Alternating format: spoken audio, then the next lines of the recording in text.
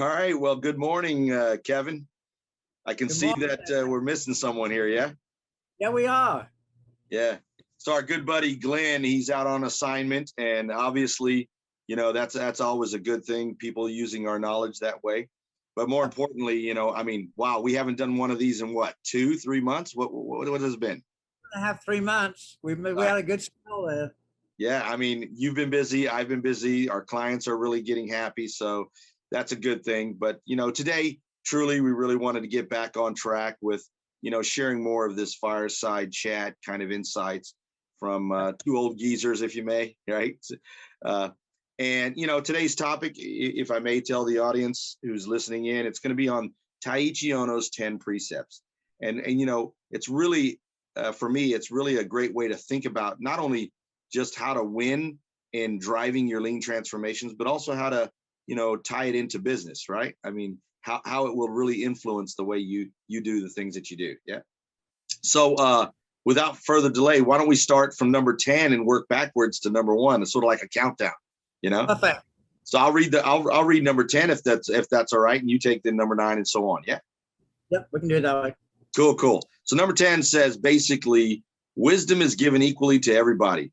The point is whether we can exercise it. So, from my perspective, that's really saying, all of us have experiences. All of us have, qualities that are needed in business and are needed in transformations.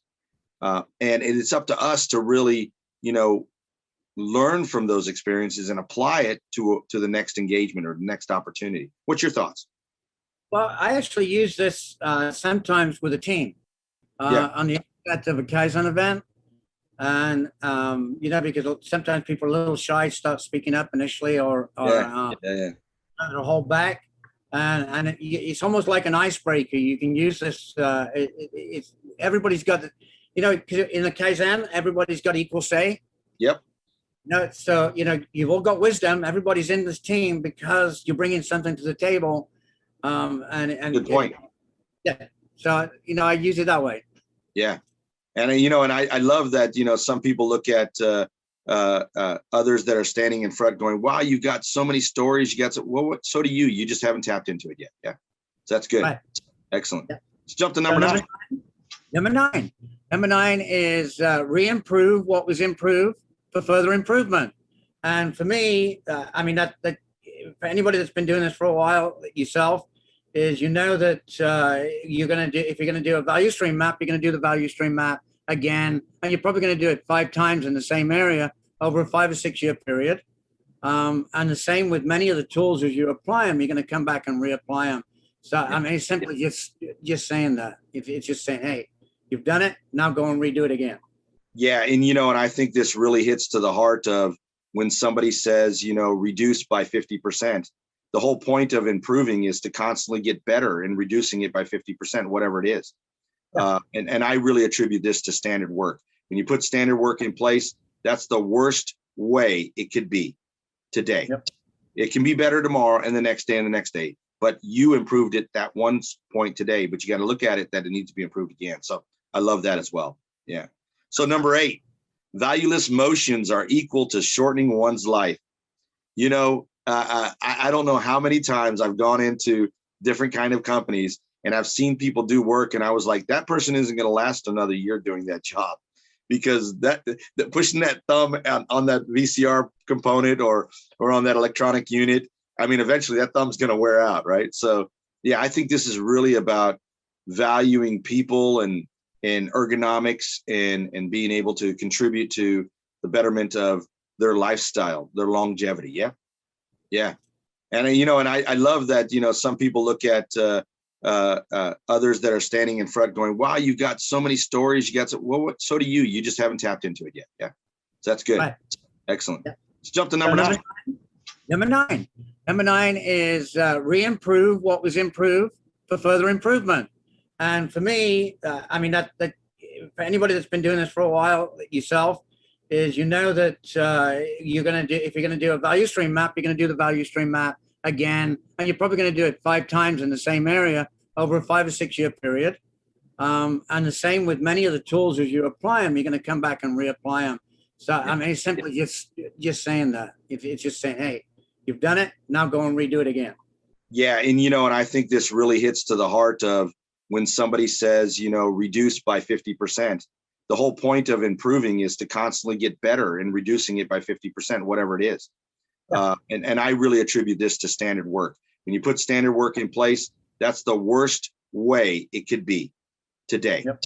It can be better tomorrow and the next day and the next day, but you improved it that one point today, but you got to look at it that it needs to be improved again. So I love that as well. Yeah. So number 8, valueless motions are equal to shortening one's life. I don't know how many times I've gone into different kind of companies and I've seen people do work and I was like, that person isn't going to last another year doing that job, because that pushing that thumb on that VCR component or on that electronic unit, I mean, eventually that thumb's going to wear out, right? So yeah, I think this is really about valuing people and ergonomics and being able to contribute to the betterment of their lifestyle, their longevity. Yeah. Yeah. But another way of looking at it sometimes is when you go into a plant where they've applied a chaka chaka line and really turned it into a Karushi suicide line. Yeah. you know that operator is doing an awesome job, and you watch it, it's like, wow. But then you think, holy smoke, is that really, is he really adding value there? And at some point, he's got to be slowing down. Yeah. You just wonder how far that can go. If I were to add something on this, I think that's one of the reasons why Hajunka and multi-skilling is so important, because your ability to do a work for 2 hours and then move to another job for 2 hours and then move to another job for 2 hours allows for this, to really take hold, where you're not trying to shorten one's life, you're trying to expand it. Yeah. Through more value added motions. Yeah. Good. But sometimes sell too, because you get people out there that say, well, I don't want to do another job.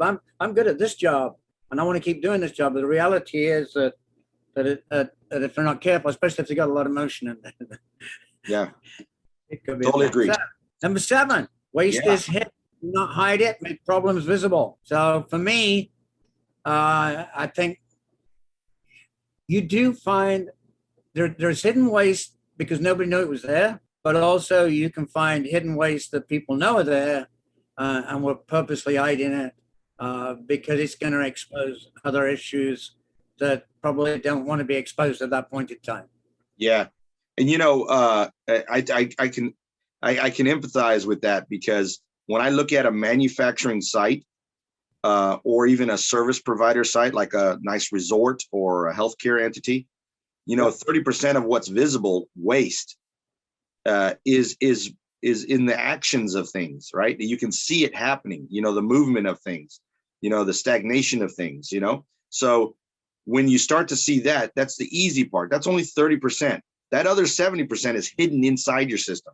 It's within the virtual realities of your computer systems. It's within the signature routing of approvals, for different things. So yeah, the whole goal here is truly, we know we are making simple things complex. So let's focus on the waste and make it even easier. Yeah.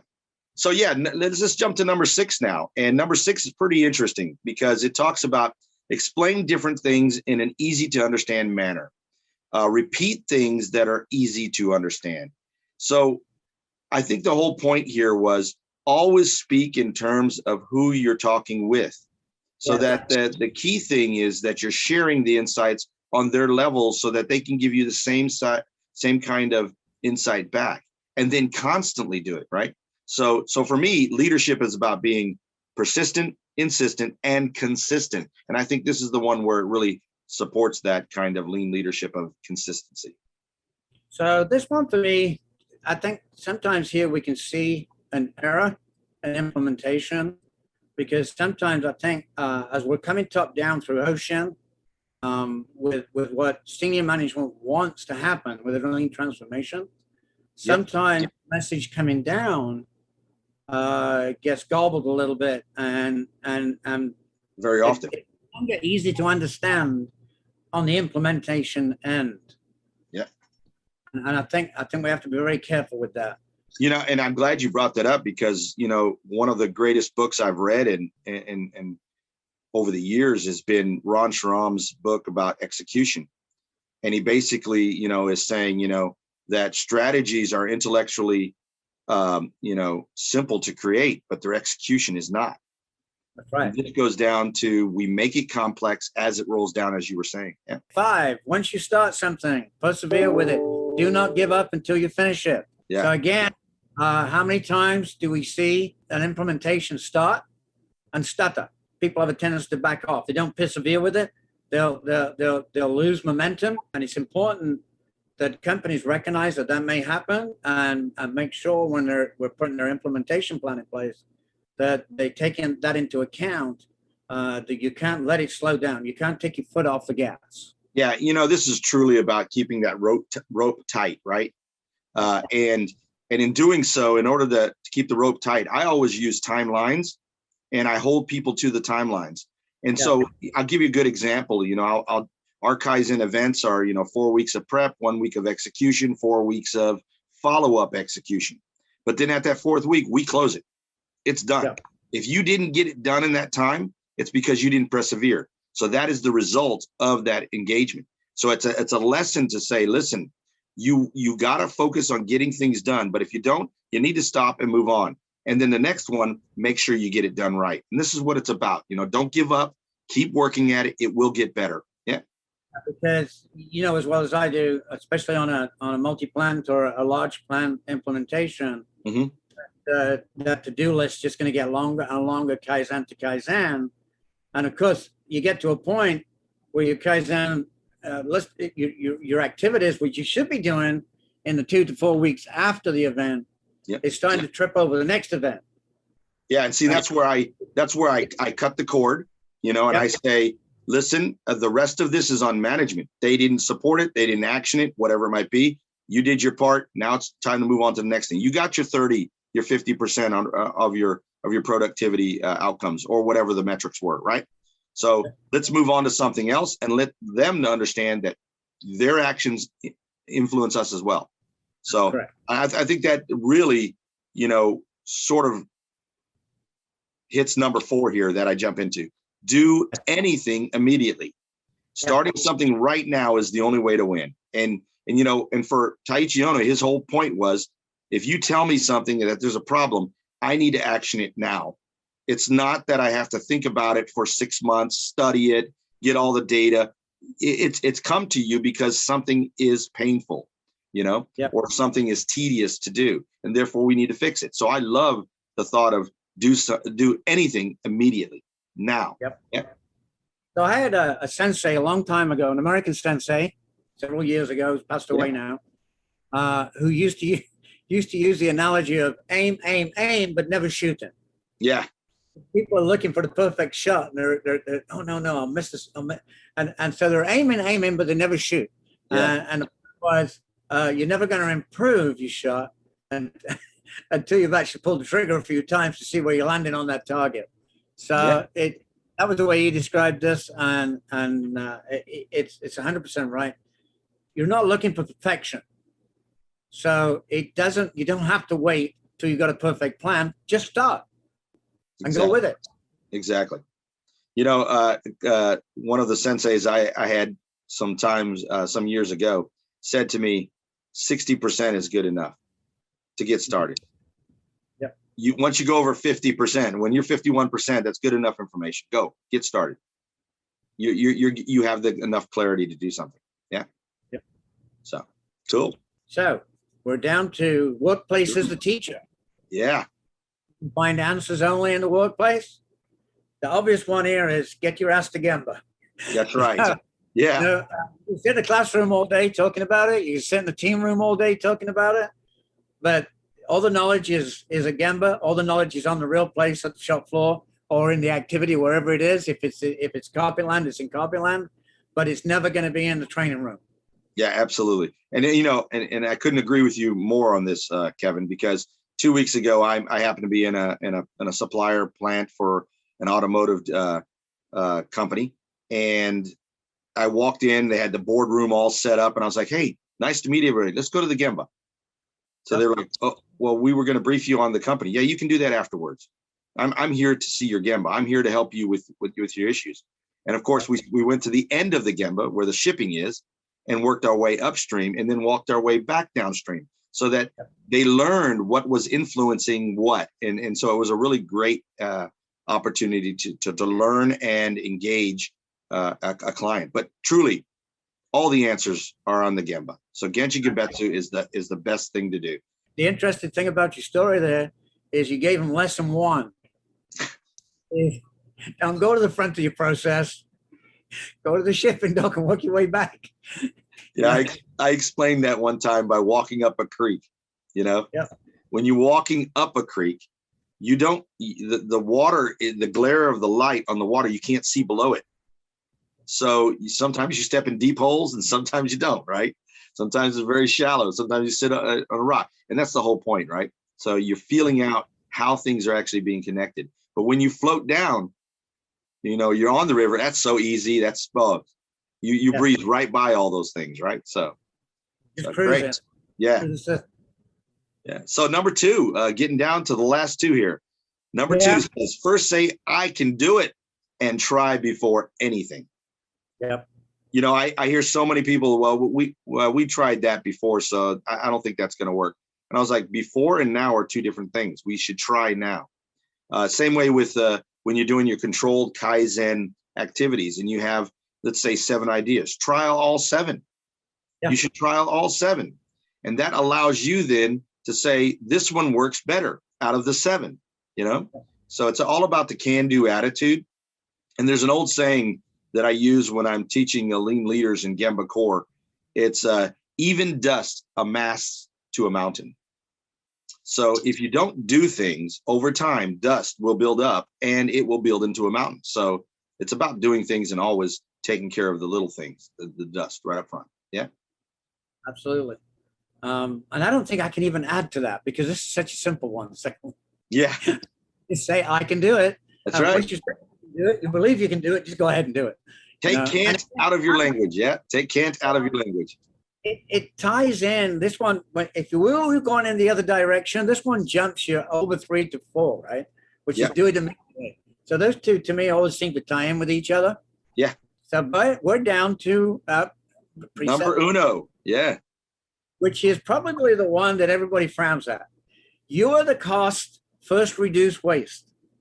Okay. So to me, what that says is, again, there was a theme here, right? So when we go through all 10, regardless of which direction you're going, I've always looked at this as a personal thing for leaders. This is a way in which leaders should react and act. All 10 precepts should be part of who you are, not just those 10. There's a lot more for a leader than that, but all leaders should have this. And this is more like personal growth in there. So, accepting that you're a cost and accepting, there's not a manager out there that should ever answer the question, there is a percentage of me that adds value, because there isn't.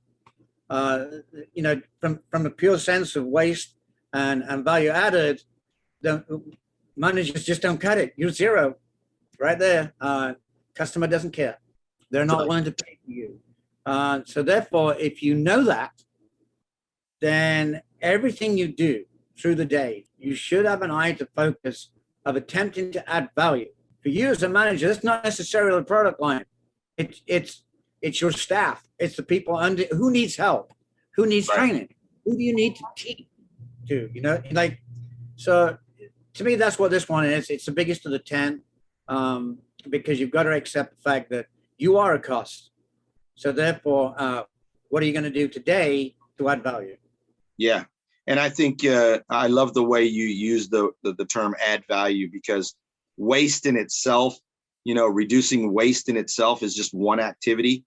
But the reality of a leader is, especially at the higher you go, the less value you're creating for the company. So the goal is, how can I help all of those frontline people? How can I help the end user, the customer, or the next organization that receives your product or service? So the idea is we've got to meld that better. And I must say that most of the companies that have gone on a lean journey, they still haven't captured this piece. They've done all of the operational pieces and they've done all the back office pieces, but that executive tier, that mid-level to senior tier, they haven't bought into that they are a cost and that they need to seek how to generate value. And that's something that we really need to coach more leaders on, I think. So you're spot on the way you said that. And I'm glad you did, because that's exactly where I would have taken it. And that brings us to the end. Yeah. And, you know, I mean, in the end of here, I mean, the 10 precepts truly, in my humble opinion, is about driving execution. It's about getting people to go out there and do lean, not think about it, not overanalyze it. Just go out and do it and learn from that experience. What would be your definition of driving execution? When I look at the precepts, I see them purely as personal growth. Love it. Well said. Well said. Well, I think that brings us to our end, and I really appreciate your time again, Kevin. You know, I hope we get on a regular heartbeat of, you know, every 2-3 weeks of doing these. But, you know, business does happen around us, you know, so, I mean, knowledge is valued in the world today. So hopefully we can help others with doing more of these. Okay. Are you up for that? Right? Absolutely. Yeah. And we'll get Glenn back on this one too. Yeah. Well, thanks for your time, and for everybody listening. God bless you. And, you know, all we do is wish you the best of, you know, your efforts. And if you ever need any help, just reach back. We'll be more than glad to help. Cheers. Bye-bye. Bye.